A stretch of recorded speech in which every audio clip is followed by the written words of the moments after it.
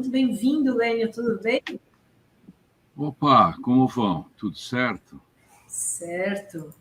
Assim, meio indignado, né, com as notícias aqui. Eu vi que você acabou de mandar o seu último artigo sobre, inclusive, essa fala absurda, abjeta, do senador Magno Malta, né, que pede aí os defensores do macaco. O que está acontecendo? Que é aí? Que nível? Não sei se tem esse vídeo aí. A gente passou ontem, pega de novo. Mas é que assim, a agência rotativa, como o Lênio vai falar disso, se puder pôr o vídeo, que é escandaloso esse vídeo, eu quero perguntar para o Lênio o que pode ser feito juridicamente.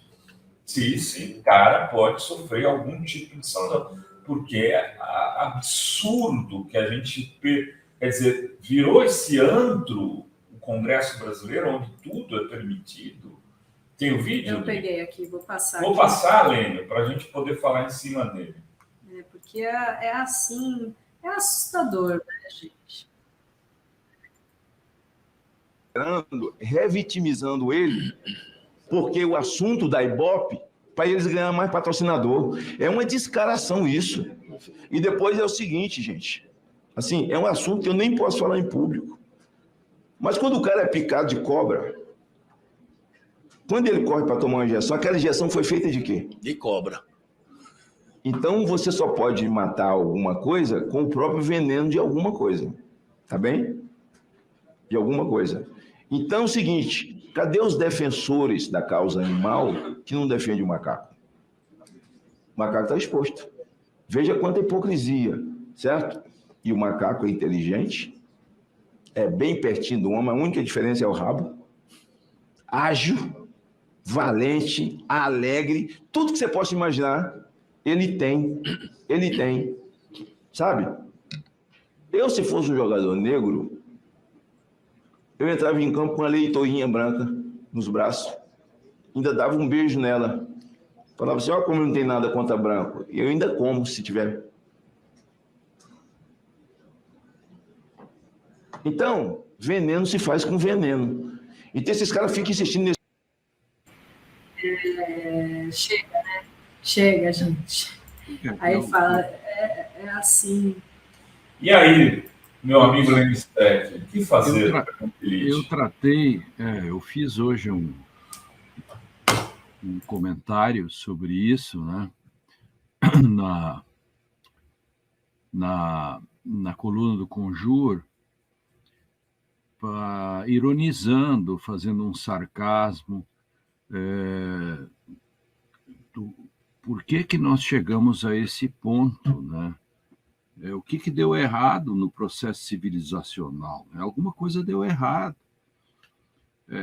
A torcida toda aquela fazendo aquilo, e aqui o senador, que é senador da República, quer dizer, eleito pelo povo, jurando defender a Constituição, e ele faz um comentário desse tipo que tem que ser linguisticamente analisado,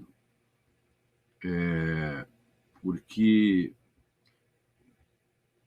no limite, ele pode, sim, ser enquadrado como uma declaração racista, e isto poderia fazer com que ele perdesse o mandato, inclusive processado criminalmente. A primeira coisa, eu acho que já o PSOL fizeram é mandar isso para investigação. Não sei se mandaram para o Ministério Público, que também precisa tomar conhecimento disso, ou nem precisaria, porque é público, portanto, se nós estamos falando aqui é porque é público, saiu nos jornais, porque o modo como ele faz essa comparação, essa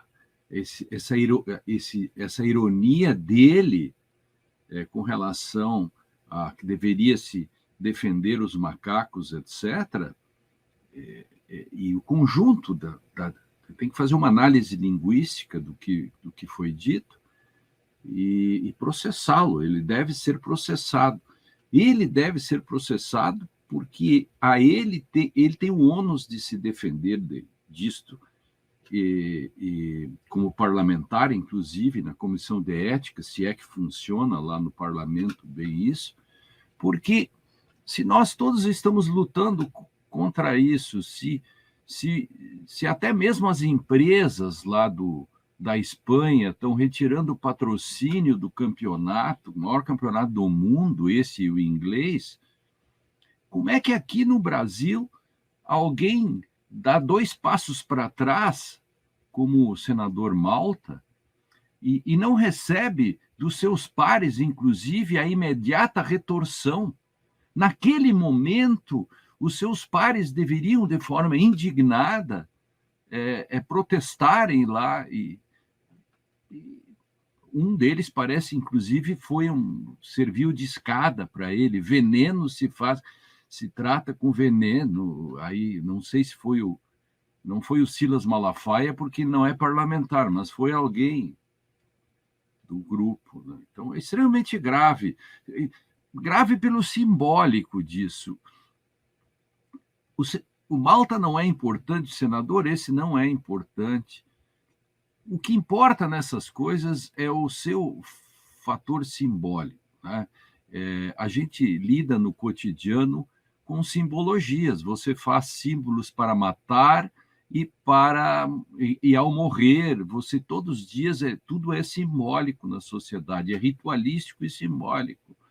Então, o que vale nisso é o simbólico. Um parlamentar desdém da luta contra o racismo, porque ele diz que a mídia só quer tirar proveito. Então, tem 3 dimensões esse discurso dele, que eu espero que não fique impune.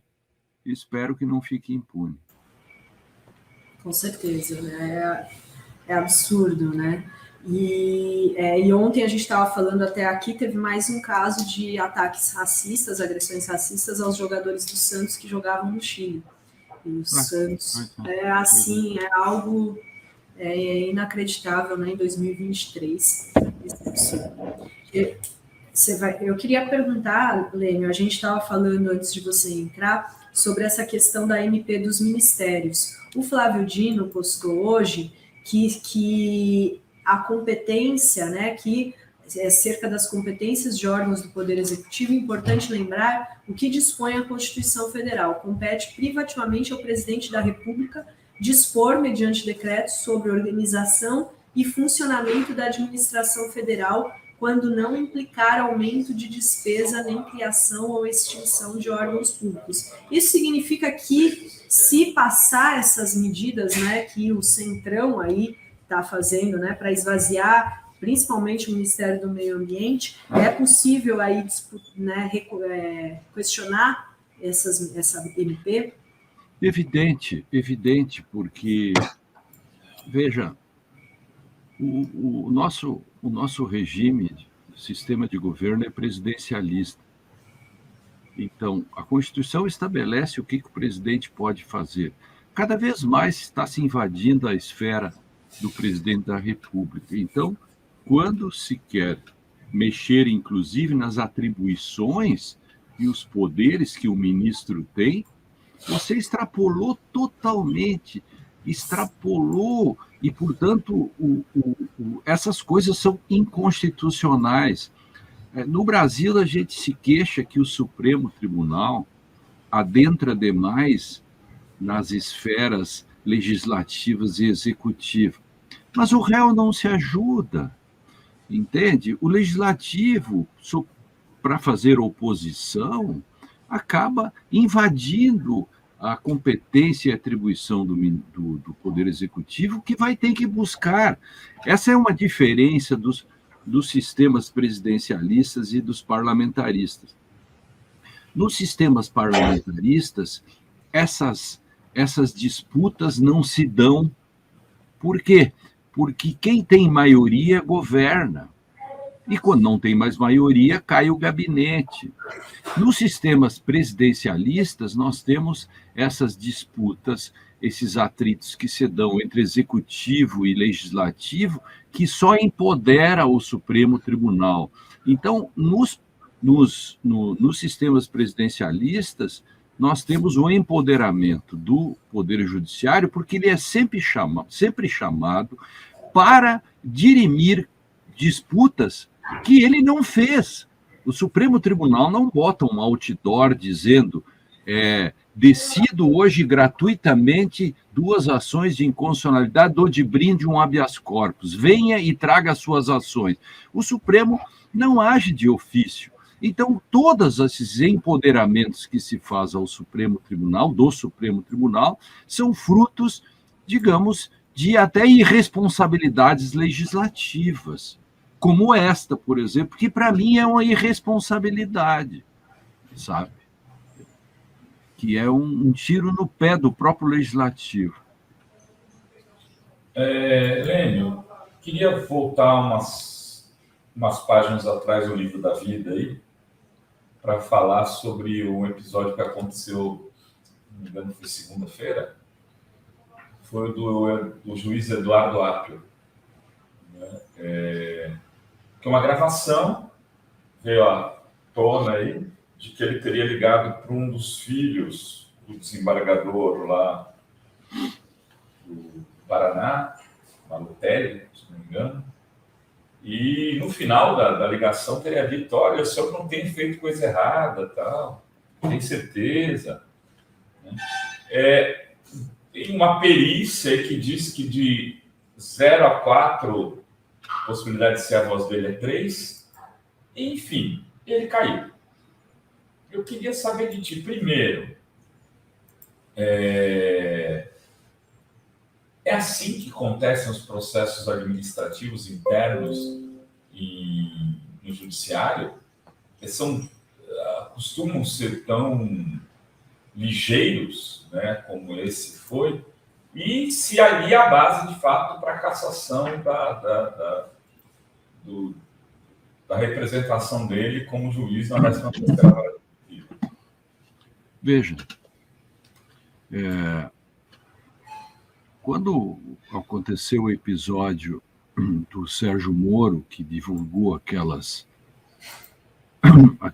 falas entre Lula e Dilma, que mudou a história do Brasil, e não nos enganemos, digamos assim, o 8 de janeiro, se fizer uma linha que ultrapassa os fatos históricos, vai chegar na Lava Jato e nos feitos da Lava Jato, que foram esses aí. E o Sérgio Moro foi absolvido por 13 votos a 1 ou 14 a 1. E isso demorou e tal. E isso tudo demonstra a politização, o caso da retirada abrupta do Apio pelo TRF4, justamente o TRF4 que fez o julgamento dos recursos do Lula e, por unanimidade, aumentou a pena e depois tudo foi anulado. Isto é, ninguém fala de que esses julgamentos foram anulados, né? E, portanto, o tribunal errou, porque não percebeu onde estavam as nulidades. E agora, por exemplo, quando aparece esse imbróglio todo da suspeição do Malucelli, que é o desembargador, e que envolve, ele mesmo se considerou suspeito, porque o filho dele estava envolvido, porque é sócio, né, do Sérgio Moro, da mulher do Moro, etc., uma confusão de coisa, aí é confusão mesmo, que há uma fusão que se confunde, né? E aí apareceu essa gravação do qual ele não foi intimado, nada disso, faz 1 mês ou 2 meses que estavam investigando e ele não sabia, não foi intimado para se defender e, de repente, da noite para o dia, é retirado. Então, essas práticas são práticas violentas, abruptas e que talvez, eu não tenho, as informações que eu tenho é que o CNJ vai examinar para saber quem é o competente para fazer isso, né? Se o TRF4 poderia ter feito isso, porque, ao meu sentir, agora estou dizendo o que eu entendo sobre a minha opinião jurídica sobre isso, é que, pelos dados que eu disponho, Renato Idri e teleouvintes, como já havia um expediente no CNJ, estou falando tecnicamente, assim como, para os nossos teleouvintes entenderem, quando o Toffoli fez aquele inquérito, e depois o inquérito é uma espécie assim, de inquérito-mãe, né? Aí depois todas as coisas relacionadas se pendurava nele. Tanto é que até esses atos últimos estão 1.000 e tantas pessoas processadas, estão penduradas naquele inquérito. Então, no caso, isso se chama questão de competência e derivações da competência. Nesse caso, o CNJ já era competente para investigar, e esta investigação deveria ter sido remetida para o CNJ, e o CNJ deveria, Conselho Nacional da Justiça, tomar as medidas, no caso, para saber, né? E afastava o juiz ou não, e não o TRF4. Agora, tudo isso mostra que uma coisa para mim, a Lava Jato pode estar respirando por aparelhos, mas o lavajatismo não. Lênin, você ouviu a fita, ouviu o áudio? Ouvi. Você acha que, agora, tirando o que fez o TRF4, esse áudio pode levar à punição do Eduardo Lara? Se o áudio for verdadeiro, sim. Se o áudio for verdadeiro, aí a coisa não fica bem. Isso tem que ser dito, porque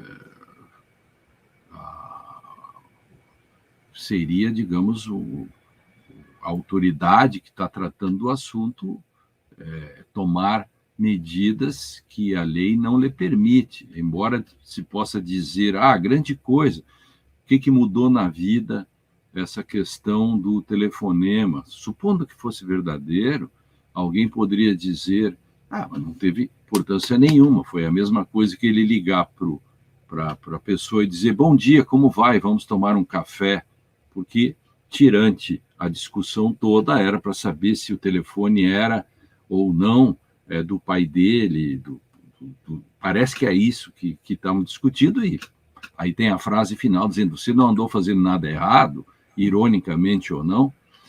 Isso não mudou nada no mundo, mas em termos das práticas jurídicas, é uma questão que pode incomodar muito a vida de quem oferece verdadeiro. Claro, tem que fazer uma contraprova, né? Isso é mais ou menos como doping, né? Quando o jogador é pego num doping, tem que fazer depois a contraprova. Lembra do tempo que se fazia? Eu não sei se fazem ainda hoje exame de antidoping. Antigamente se fazia, né? E aí na contraprova que aparecia isso depois. E ainda se fazia mais uma perícia depois. Então, se 75% poderia se dizer, ainda assim tem que fazer outra perícia. Hoje em dia é muito fácil, né? Tem esses aparelhos a tecnologia faz com que alguém ligue para o Renato dizendo que é o Lênio e faz a voz parecida com o Lênio. Você sabe disso, né? Então, precisa de uma perícia muito bem feita para saber isso. Entende? Por hora, o que eu posso falar, tecnicamente, é apenas sobre a competência, né? Penso que a competência tem que ser avocada, né, puxada pelo CNJ, ele que tem que resolver isso, parece-me. Eu tenho um palpite que o CNJ fará isso. Agora, vamos ver, né? Vamos ver o que vai acontecer. É tudo muito lamentável, porque nada disso precisava. Nós poderíamos já estar navegando em águas tranquilas. O Tacla Duras demorou 6, 7 anos para ser ouvido. Finalmente ele foi ouvido. Quando ele foi ouvido, começa a aparecer puxavam a pena, saía um frango ou um marreco, sem alusão ou com alusão, aqui brincando. Você puxa uma pena, sai uma galinha.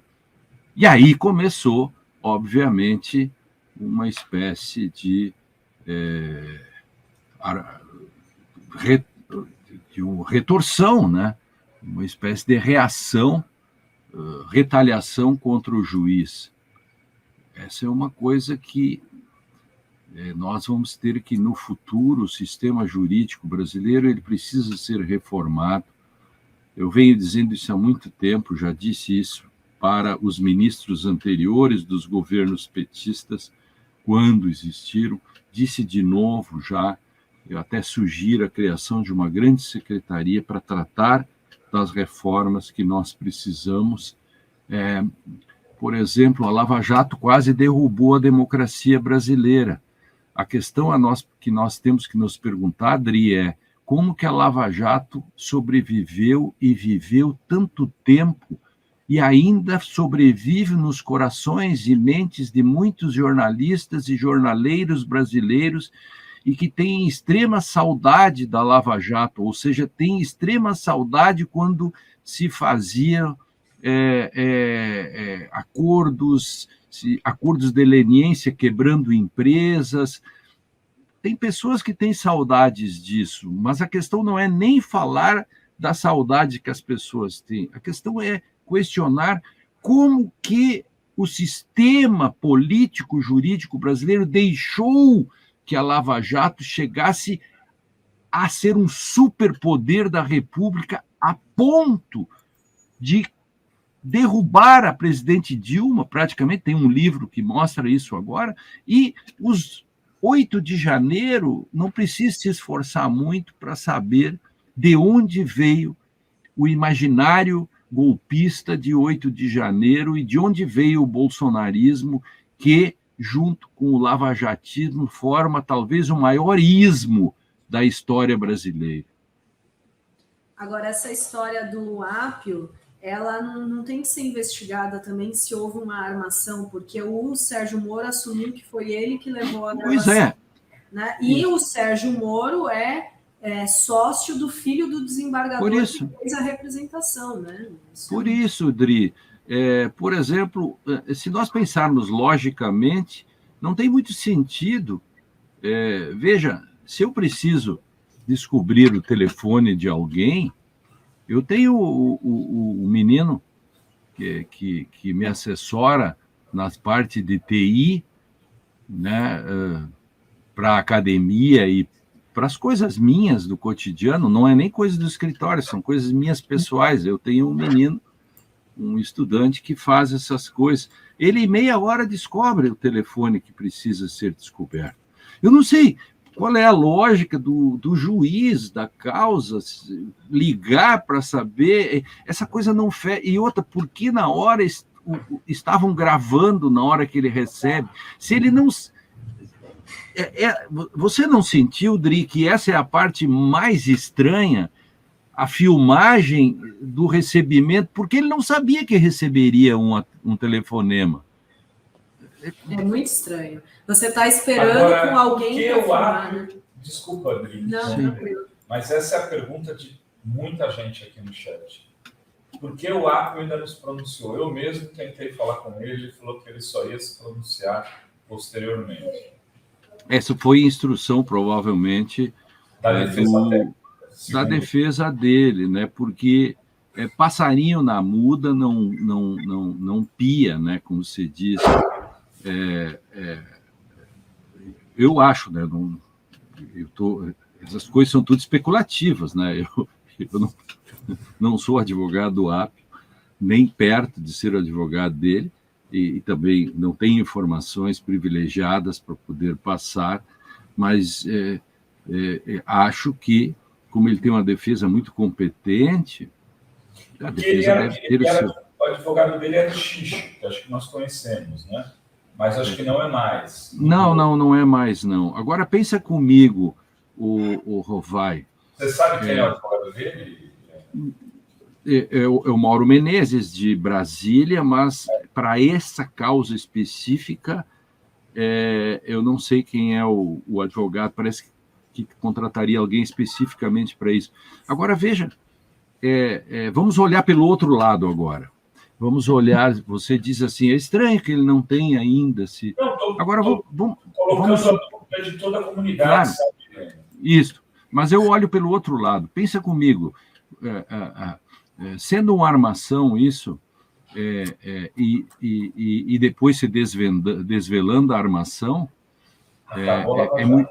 é muito mais bombástico do que uma defesa agora, assim, pública. É muito mais bombástica, né? Você fica em silêncio. Isso que eu falei para o Berzoini aqui, quando ele teve aqui, foi na própria segunda ou na terça, quando estourou o carro, eu falei, olha, tem duas questões. O silêncio pode ser uma coisa aborrecida. Putz, vou ter que me defender, fiz merda, vamos sentar e vamos discutir melhor. Mas pode ser uma jogada de mestre. Pode. Ele explode o PRF-4. Isso. Essa é a questão. Vamos aguardar aí, exato. Isso. Nós fechamos essa questão, né?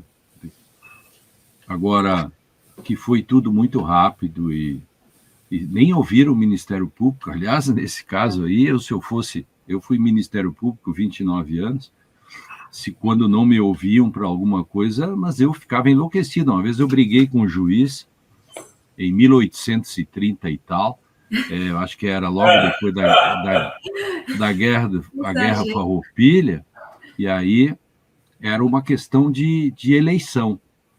E na lei está escrito que, se dá dúvida, contagem de votos, etc., você consulta o promotor. E o juiz atropelou e saiu fazendo o negócio. Eu disse, não, impugnar todo esse negócio. Eu sou o cara, desculpe, o Estado me paga, a sociedade me paga, e eu não sei se vocês estão fazendo certo. Eu sou o fiscal desse negócio. Então, se vocês fizerem errado, cabe a mim dizer que vocês fizeram errado, se fizerem certo, cabe a mim concordar. Agora, não façam isso. Então, nesse caso aí, o Ministério Público deveria ter sido ouvido. Mas o Ministério Público, com o tempo, ele deixa essas coisas acontecerem, que é um tiro no pé dele mesmo. Porque a primeira coisa que tinha que se fazer era, nesses casos, o Ministério Público disse assim, essa decisão é nula porque não me ouviu. Não importa se ela é certa ou errada. Há uma forma que tem que ser seguida.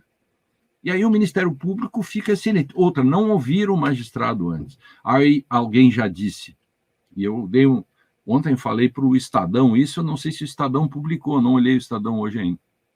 Me perguntaram, eu disse assim, tem que ouvir ou não? Eu disse assim, mesmo que a lei diga que não é necessário ouvir antes o juiz, por exemplo, esta lei tem problemas de constitucionalidade, porque juiz é vitalício, etc. Todas as prerrogativas que Sérgio Moro tinha sempre foram respeitadas. E eu mesmo nunca me insurgi só porque eu tinha desavenças jurídicas, não pessoais, não tem nada de desavença pessoal com o Sérgio Moro. Mas, como eu não concordava juridicamente com ele, mas nunca coloquei em xeque as prerrogativas que ele tinha como magistrado ou do Dallagnol como membro do Ministério Público. Ao contrário, eu cobrava-lhes que a responsabilidade deles aumentava por eles terem prerrogativas como vitalicidade, independência funcional. E nesse caso, por exemplo, o Ministério Público, e que eu cobro isso todos os dias do Ministério Público lá em Brasília, por exemplo, de novo vamos cobrar aqui, cadê o caso de Manaus, cadê o caso Silvinei? Eu quero ver, eu queria semanalmente uma accountability, uma prestação de contas feita pelos veículos de comunicação, eu queria isso como cidadão, accountability, prestação de contas, você pode botar até o nome em inglês, fica mais chique no Brasil, se você disser as coisas em inglês, os influencers, por exemplo, poderiam espalhar mais rapidamente, né? Porque eu vou eu vou dar um start, não sei o quê, blá, blá, blá, blá, vamos dar em inglês. Então, accountability judicial. Toda semana eu teria notícias como cidadão para saber como estão indo as coisas. Agora, a gente está no escuro. O próprio Ministério Público, por exemplo, não se pronunciou sobre esse caso aí. O que ele pensa disso? Eu quero saber também. São tudo pessoas pagas pelo povo. E, Lênio, eu queria te perguntar também sobre a decisão do Supremo em relação ao Collor. É também uma decisão lavajatista, 33 anos de prisão. Pois é, esse é daqueles processos que demoraram tanto, né? Que justiça que tarda é sempre problemática.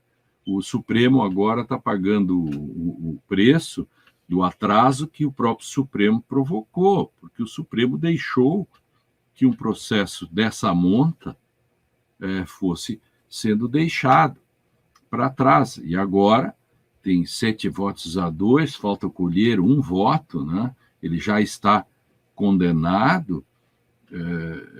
Eu não conheço os autos, eu não conheço o processo que envolve isso, né? Eu não conheço. E, aliás, eu quero confessar para vocês que ninguém morre de tédio nesse país. É que tem tantas coisas que a gente, durante o dia, não consegue acompanhar tudo, né? Então, ontem o Gilmar Mendes, eu acho que votou. Eu não sei ainda o voto dele, porque eu não escutei a TV Justiça, de vez em quando eu olho, não li os jornais, e os jornais nunca publicam os votos, né? Então, só os sites jurídicos é que tem lei aqui. Aí você abre, tem ali o voto. Eu não sei os argumentos, é muito interessante, a gente pode voltar a falar, vendo os argumentos de quem condenou e os argumentos de quem absolveu, para a gente poder fazer um comparativo. Então, o Gilmar Mendes deve ter bons argumentos para absolver o Collor e Fachin e os outros devem ter bons argumentos para a condenação, né? Eu não sei, mas, claro, a discussão se dá por quê? Porque tudo isso começa na Lava Jato, sempre na Lava Jato. O Brasil precisa resolver esse problema do lavajatismo. É como a saúva. A saúva tem que ser combatida. Então, esse encontro de contas da história, isso tem que ser feito. Nós não fizemos com a ditadura militar e estamos pagando esse preço. A gente precisa fazer encontro de contas para, no futuro, não sermos obnubilados pelo passado. Muito bem. Legal, Lênio. Muito obrigada, Lênio. Eu vou te liberar, que está aí cheio de atividades. Muito obrigada. Até a próxima. Eu vou ficar te chamando lá. Obrigada, viu? Um bom fim de semana. Na outra semana eu não pude. Outra semana eu estava lá ganhando o meu soldo, né? Eu preciso sobreviver também. Eu estava no Rio de Janeiro. Que se trabalhar, né? Há que pagar boletos. Isso, eu preciso pagar boletos, né? Então, estava no Rio dando minhas aulas presenciais com os meus alunos, doutorado. Eu estava lá e era justamente os programas durante a minha aula, né? Essa semana. Sua falta, Lênio, de qualquer maneira. Obrigado, querido. Falamos. Muito obrigada. Sempre uma aula aqui. Obrigada, Lênio. Bom fim de semana. Valeu. Até a próxima. Tchau, tchau.